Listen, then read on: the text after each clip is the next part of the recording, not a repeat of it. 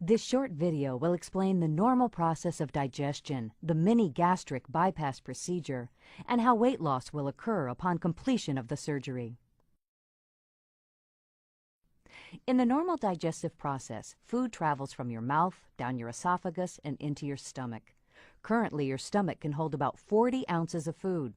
Once in your stomach, the food combines with digestive juices containing acids and enzymes that help break it down into smaller particles. Once broken down, the small particles are slowly released into the first part of your small intestine, the duodenum. Most of the calories and nutrients from the broken down food are absorbed in the duodenum and the jejunum, which is the second part of the small intestine. Food particles not absorbed by the small intestine leave the body in the form of waste.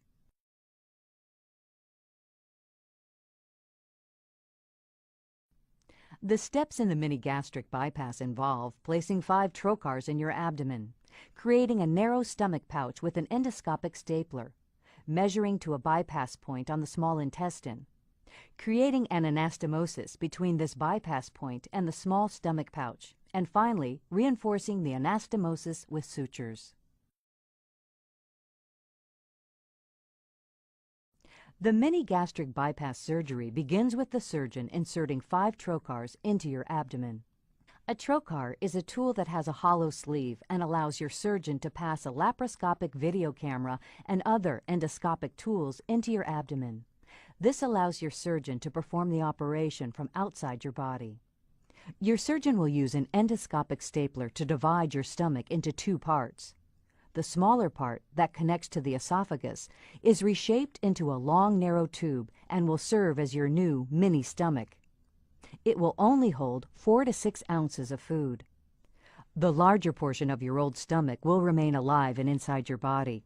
It will still produce digestive juices to aid in digestion, but it will no longer come into contact with food. Next, your surgeon will measure the length of your small intestine that will be bypassed. This bypass section will include all of the duodenum and part of the jejunum and is usually between 5 to 7 feet from where the small intestine connects to the larger portion of your old stomach. The length of the bypass is determined by your specific physical condition and lifestyle situations. Your surgeon will then connect the end of your new mini stomach pouch to the bypass point of the small intestine using the endoscopic stapler. This connection point is called an anastomosis. Once this connection is completed, your surgeon will reinforce the outer circumference of the anastomosis with sutures. Finally, your surgeon will close the trocar holes with sutures.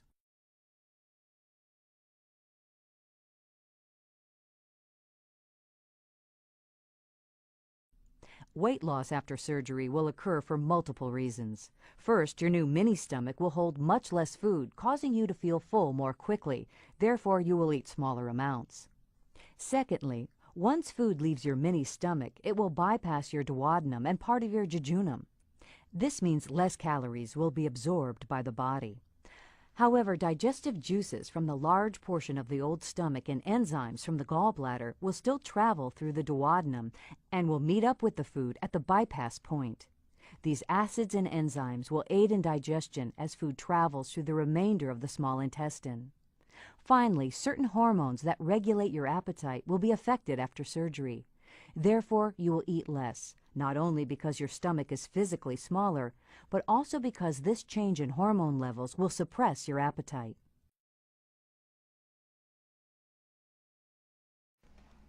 Although the mini gastric bypass has some similarities to 2 other bariatric procedures, the sleeve gastrectomy and the Roux-en-Y gastric bypass, there are some important differences. The sleeve gastrectomy is a restrictive-only procedure that, like the mini gastric bypass, creates a stomach pouch along the lesser curve. Unlike the mini gastric bypass, however, the sleeve gastrectomy completely removes and discards the larger bypassed portion of the old stomach, making the sleeve gastrectomy completely irreversible. While the mini gastric bypass and the Roux-en-Y procedure both create a small stomach and bypass a portion of the small intestine, the mini gastric bypass has only 1 anastomosis instead of 2. Additionally, in the mini gastric bypass, the stomach pouch is created along the lesser curvature of the stomach, as opposed to the top greater curvature in the Roux-en-Y procedure, making it less likely to stretch out over time. Finally, these two features, the single anastomosis and the long stomach pouch along the lesser curve, make the mini gastric bypass easily reversible or revisable should the need ever occur. The mini gastric bypass has many benefits over other bariatric procedures.